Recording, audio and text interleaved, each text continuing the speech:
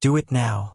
In a remote temple hidden among mist-covered mountains, there lived a young monk named Ren.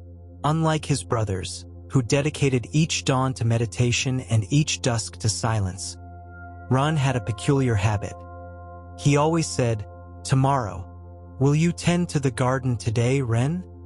They would ask. "Tomorrow, when I have more energy," he would reply. "And your sutra studies?"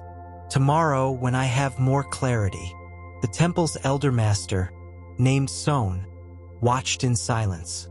He didn't correct him, nor did he scold him. He simply observed, eyes as calm as still water, knowing that everything unfolds in its own time. Until one day, a powerful storm swept down upon the temple, uprooting trees, dragging stones, and destroying part of the library where sacred texts were kept. Seeing the chaos, Ren ran to the master, eyes filled with guilt. "Master, I thought about moving the texts yesterday. I knew the rain would come, but I left it for tomorrow." Son looked at him and simply said, "Tomorrow does not exist, Ren. Only now exists." Ren couldn't sleep that night. The master's words spun in his mind like leaves caught in the wind. Tomorrow does not exist. He rose before dawn, something unusual for him. Barefoot, he walked to the garden, where remnants of the storm still lingered. He began to pick up branches, clean the mud, repair the small stone path. His hands, clumsy at first, started to move with an unfamiliar determination. One by one, the other monks awoke, surprised to see Ren already working under the soft light of morning. No one said a word. Only Master Son, from afar, nodded silently. When the sun had fully risen, Ren sat on a rock, panting, with dirty palms and a restless heart. Then he remembered something his mother used to tell him when he was a child. "Don't wait until you have time. Do it when your heart calls for it." For the first time, Ren felt the true meaning of those words. He understood them not with his mind but with his entire being. In the days that followed, something in Ren changed. He no longer said, "Tomorrow." If someone asked for help, he responded immediately.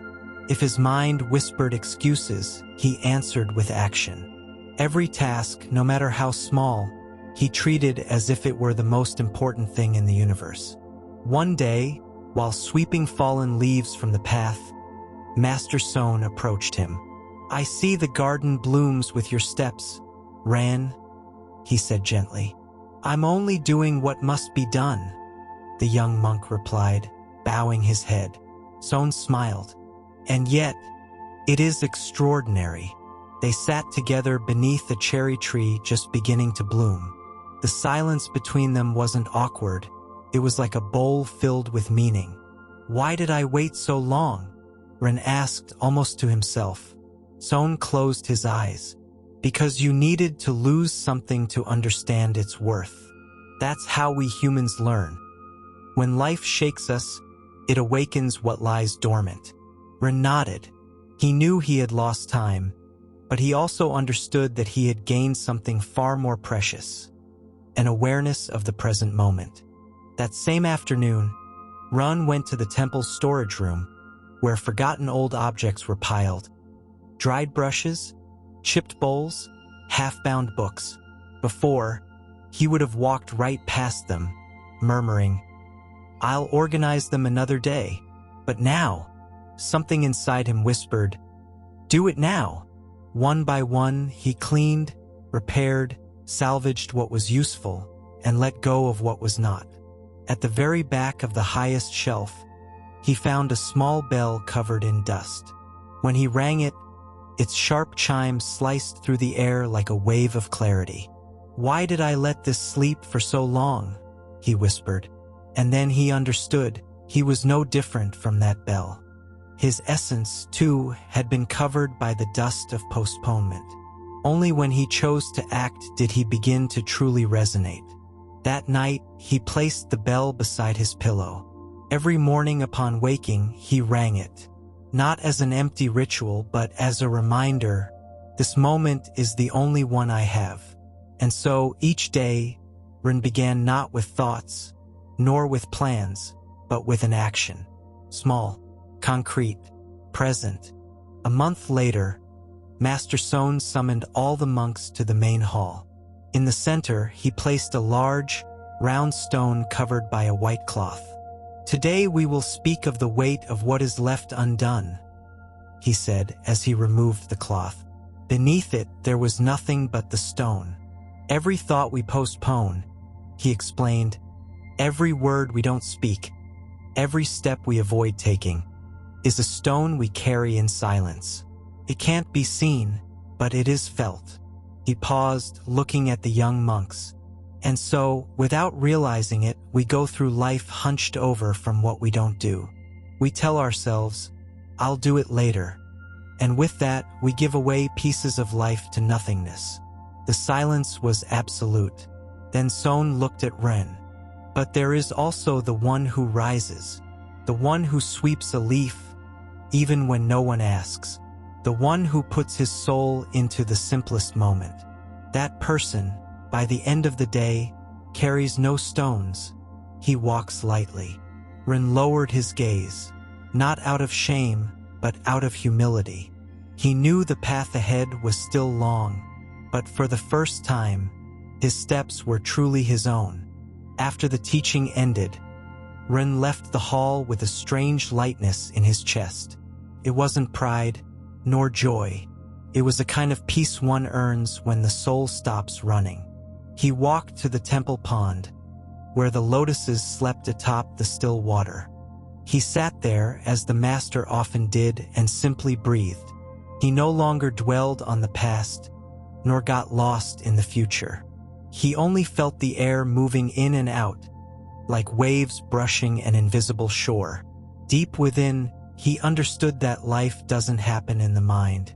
It happens in the act, in the words spoken at the right time, in the gesture offered without delay, in the decision not postponed.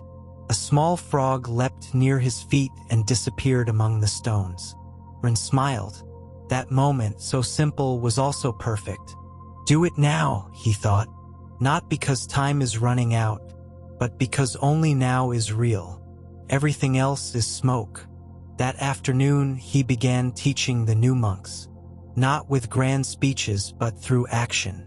He showed them how to sweep with care, how to serve tea without haste, how to truly listen. And when one of them hesitated, he would simply say, "Why wait? Do it now." As the years passed, Ren became a master, not because he sought it, but because his way of living became a teaching. He was loved for his serenity and respected for his gentle firmness. He never raised his voice, never imposed. He simply lived so fully in the present that others longed to do the same. One day, a young disciple asked him, "Master, when is the best time to change my life?" Ren looked at him, and with a smile like a soft breeze, replied, "Are you breathing?" "Yes." "Then now." The disciple blinked, confused. "But what if I'm not ready?" Ren picked up a withered flower from the ground and held it in his palm. "Do you think this flower chose when to fall? Or the tree when to let it go? Life doesn't ask if you're ready. Life simply happens. The practice is to say yes as it unfolds." The young man lowered his gaze, realizing he had been waiting for a perfect moment that would never come. Like many, he had been living as if he had a contract with tomorrow. With gentleness, Ren handed him the flower and said, "Do it now, even if you don't know how, even if you're afraid, even if you don't understand why. Action reveals what the mind cannot foresee." The years passed like wind through bamboo. Ren, now an old man, walked more slowly, but his gaze remained clear, like the reflection of the moon on water. One morning, he sat in front of the temple, exactly where he used to sweep when he was young. He closed his eyes and let the sun caress his face. A novice monk, seeing him so still, approached with concern. "Master, are you all right?" Ren opened his eyes and smiled. "I am present." The young monk didn't fully understand, but something in that answer brought him peace. That day, Ren left no instructions, gave no advice. He simply left his empty bowl, his walking stick leaning against the wall, and a small bell on his pillow. When it was rung, its echo was different. It didn't sound like a farewell, but like an awakening. Since then, the temple has taught a single lesson. Don't live waiting for the perfect moment. Do it now, because in the now, everything is possible. And every morning, when the bell rings, everyone remembers that the present is not just a piece of time. It is where life dwells.